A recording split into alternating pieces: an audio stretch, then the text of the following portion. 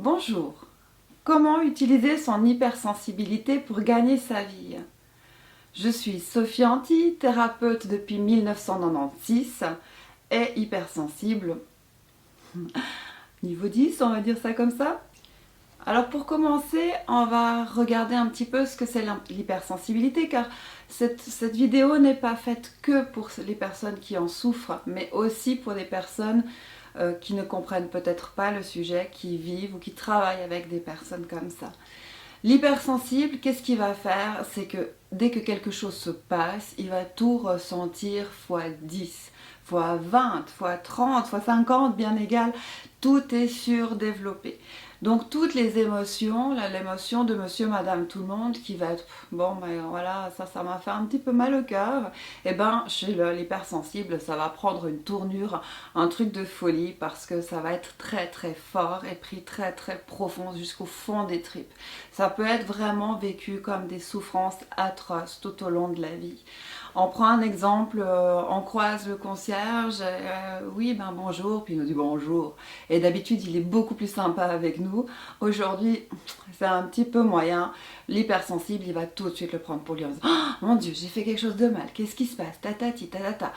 Non, il a juste dit bonjour d'une façon différente. Donc c'est vrai que nous les hypersensibles on a tendance à normalement travailler sur nous pour savoir un petit peu d'où viennent nos émotions et surtout comment les contrôler. On sait très bien qu'elles ne sont pas toujours normales. Après l'appliquer dans la vie de tous les jours, bah, évidemment c'est pas si simple que ça. Mais il y a des petits moyens efficaces où on peut en faire, on va dire un super allié, quelque chose de très très fort pour nous. Et c'est pour ça que je viens sur le sujet de l'hypersensibilité et son travail. Il faut savoir que l'hypersensibilité, c'est pas un défaut, c'est pas quelque chose qui cloche chez la personne, c'est juste un trait de caractère. Alors, on a différents moyens déjà de s'équilibrer dans la vie de tous les jours. Moi, par exemple, deux choses qui sont vraiment très importantes pour moi. La première, c'est les animaux. J'adore les animaux. Pourquoi? Parce que, en fait, il n'y a pas de parole. Toute mon hypersensibilité, tout ce que je ressens, toutes ces petites informations, je n'ai pas besoin de les verbaliser. Et ça, c'est juste top. Parce que souvent, c'est vrai, je ne sais pas vous, mettez en commentaire, partagez-nous aussi vos expériences et ce qui vous fait vibrer, mais le fait de parler avec les gens peut m'épuiser. Une conversation, une soirée avec les gens, j'adore ça, hein, j'ai pas de problème. Si je suis bien avec des amis, c'est super, mais c'est souvent épuisant. Pourquoi? Parce qu'on n'est pas juste dans la discussion avec la personne. On capte tellement, tellement d'infos. On peut regarder ici, on voit un petit truc là, machin. L'autre avec l'oreille, on a entendu qu'il disait ça. C'est tout juste si on n'arrive pas à capter plusieurs comment dire, conversation en même temps. Et puis ça, c'est vrai qu'à la fin de la soirée, c'est relativement épuisant. Avec les animaux, eh ben, vous n'avez pas ça. Vous êtes avec l'animal, vous ressentez aussi ce que lui ressent. C'est quelque chose de très frais, c'est quelque chose de très neutre. En tout cas, moi, personnellement, ça me fait du bien et ça m'a permis vraiment de traverser beaucoup de choses dans ma vie difficiles grâce à tout ça. Après, c'est vrai que pour le petit sujet animaux, dans mon entourage, c'est pas tout à fait toujours compris. Souvent, les personnes disent bon, bah, celle-ci, elle est tarée avec ses animaux. Taré, attention, hein, on s'entend. Enfin bref, on va pas rentrer dans les détails. Mais en fait, c'est moi qui connaisse pas ces personnes-là. C'est moi qui n'ont pas compris comment je fonctionnais. Même si j'ai eu beau le verbaliser, j'en ai besoin. Ça me fait du bien. Après, avec l'autre ou les autres personnes, je vais faire un effort. Mais j'ai besoin de ça. C'est ma base. Sinon, j'arrive pas à avancer. Ça, c'est comment moi je vis la chose. Vous, je vous dis, si vous avez d'autres moyens, n'hésitez pas à nous les partager, ça peut donner des idées à d'autres, ça serait super cool. Et d'ailleurs, j'en profite, si ce sujet vous intéresse, n'oubliez pas de mettre un petit pouce bleu. Voilà, la deuxième chose, moi, qui me fait énormément, énormément de bien, c'est mon travail. Alors, je suis thérapeute.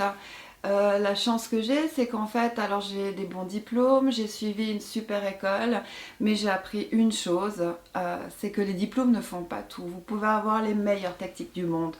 Tout ce que vous voulez ne font pas tout. Si vous avez la chance d'être hypersensible, vous pouvez en avoir un bénéfice, mais juste extraordinaire. C'est quelque chose, en tout cas dans les soins, qui est super puissant. Imaginez, vous posez les mains sur la personne, avec toutes les petites informations que vous savez directement où est certainement le problème, vous savez directement où vous allez aller travailler, et avec toutes ces petites informations, vous allez les utiliser pour prendre les techniques adaptées et vos tests adaptés, vos corrections, enfin bien égal comment vous travaillez, et en faire un soin vraiment de qualité. Et ça, c'est quelque chose qui va, en tout cas dans mon métier, me démarquer des autres. Si vous faites bêtement un massage, faut arrêter de dire qu'un massage c'est juste quelque chose d'esthétique qui fait du bien. Non, c'est quelque chose de très très très puissant, parce que dès que vous rentrez chez quelqu'un, dès que vous passez cette barrière physique, vous allez dans l'intimité de la personne. Et si cette intimité en fait vous donne des informations, de nouveau c'est quelque chose de bénéfique, de très très puissant. C'est incroyable. Si réfléchissez un petit peu sur le sujet, on va pas développer ça ici, mais c'est incroyable. Donc là aussi en massage, vous pouvez avoir plein d'informations sur la personne. Alors après, à vous de la traiter ou pas, tout dépend de vos patients, tout dépend de comment vous avez l'habitude de fonctionner, mais vous pouvez en faire quelque chose. L'exemple que j'ai, que je rapporte de nouveau à mon job, parce que c'est ce que je connais, c'est ce que j'expérimente régulièrement, c'est par exemple la personne, je retrouve ça très très souvent chez les sportifs. Les sportifs, pas forcément de haut niveau, mais les gens qui font pas mal de sport, c'est qu'ils viennent, tout va bien, ils ont un petit peu de bobologie comme ça, faut qu'on regarde tel et tel truc, bref, ok. Et là, qu'est-ce que je vois? Je pose mes mains et je sens des stress, des tensions tissulaires, quelque chose de juste incroyable. Et je sais qu'à ce moment-là, il y a quelque chose qui cloche à la personne, sauf qu'elle ne le sait pas encore. Là, c'est pas toujours simple, parce que, vous voyez, imaginez le sportif qui va bien, qui a juste un petit bobo à gauche, à droite, et puis vous lui dites à la fin de la séance, oui, alors là, ça va pas du tout. Faites attention, prenez du repos, faites d'autres choses à côté pour que tout aille bien, parce que là, à un moment donné, le choc, il va faire mal. Je m'explique un tout petit peu pour ceux qui ne sont pas dans ce domaine-là. Si vous avez, je prends un exemple tout bête, une tension musculaire, que votre muscle il est tendu comme un élastique déjà, ou votre ligament bien égal, et que tout d'un coup vous courez et vous avez un choc, vous faites une entorse ou je ne sais quoi, il n'y a plus moyen d'avoir l'élasticité. Donc qu'est-ce qui se passe? Ça va casser. Alors bien sûr, ça peut être du pas grave ou beaucoup plus grave. Mais nous, notre métier dans les soins, c'est d'éviter qu'il y ait justement ces tensions. On va rechercher à libérer ces tensions, comme le fait le massage ou plein d'autres thérapies, la physiothérapie, etc. Le but, c'est d'éviter une blessure à la personne en cas de mini-choc. Bref, on n'est de nouveau pas là pour le sujet, mais pour vous dire que voilà, moi je vais pouvoir capter ces choses-là, ok, je vais pouvoir faire mes tests, je vais pouvoir ajuster les articulations, les tissus, faire un bon traitement, mais je sais souvent que ça ne va pas suffire, qu'il y a d'autres choses à mettre en place qui peuvent être dans la vie de tous les jours, ouais, il y a plein de choses à faire, dépend des patients. Mais là, on ne m'écoute pas. Non, on ne m'écoute pas puisque tout va bien. Après, les gens, des fois, se posent pas la question de se dire, mais quel intérêt elle a de me dire de me reposer si je vais tout bien, quoi. Alors, certainement que je suis la sorcière du coin, j'ai pas envie que les gens fassent du sport. Vous voyez le problème? Ça peut poser un problème au boulot. Mais par contre, le fait de tout ressentir, d'avoir toutes ces micro-informations, c'est juste extraordinaire. Ça veut dire que, en tout cas, le traitement que je vais pouvoir appliquer, il va être le meilleur possible et je sais précisément ce que je vais devoir faire et où je vais devoir le faire.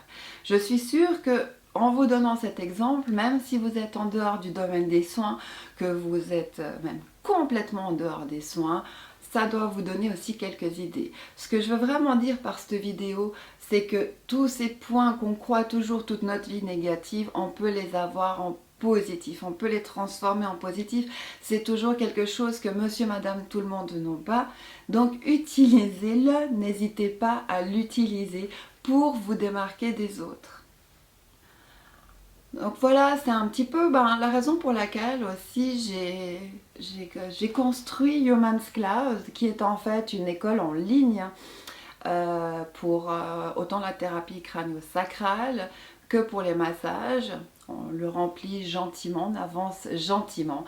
C'est l'idée, c'est de pouvoir aussi donner la chance aux gens de pas forcément devoir accrocher un diplôme juste de l'université telle et telle pour en faire quelque chose. Nous, ce qu'on aimerait, c'est vraiment vous aider à vous développer si c'est un domaine qui vous intéresse, mais après de nouveau, vous pouvez utiliser ça dans votre job.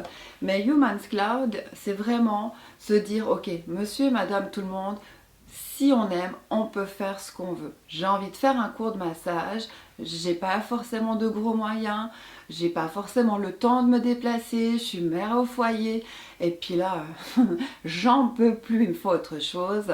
Voilà, je peux suivre un cours, je peux l'appliquer sur mes enfants, je peux l'appliquer sur mon mari quand il rentre le soir. Si je fais pas tout juste, je sais que j'ai le droit à un coaching. Voilà, on accompagne, c'est à distance, mais on accompagne. Après, ça, c'est un exemple parmi tant d'autres. Nous, on a fait ça dans ce sens. Mais vous, de votre côté, n'hésitez pas à aller fouiner dans les domaines qui vous intéressent, les domaines qui vous font vibrer, car on est des personnes qui ont besoin de vibrer. Allez chercher ce qui vous convient et osez, faites-le. Pour terminer, oui, je suis dans le domaine des soins. Mais par contre, sachez qu'on a du coaching pour toutes les personnes qui sont hypersensibles. Après, si vous avez quoi que ce soit comme question, que ce soit pour l'hypersensibilité, que ce soit pour des questions autour de la thérapie ou quoi que ce soit, n'hésitez pas à me les mettre en commentaire. Si je peux vous y répondre, je vous répondrai. Si ce n'est pas mon domaine, je peux toujours essayer de vous donner le nom de personnes qui pourront peut-être vous aider.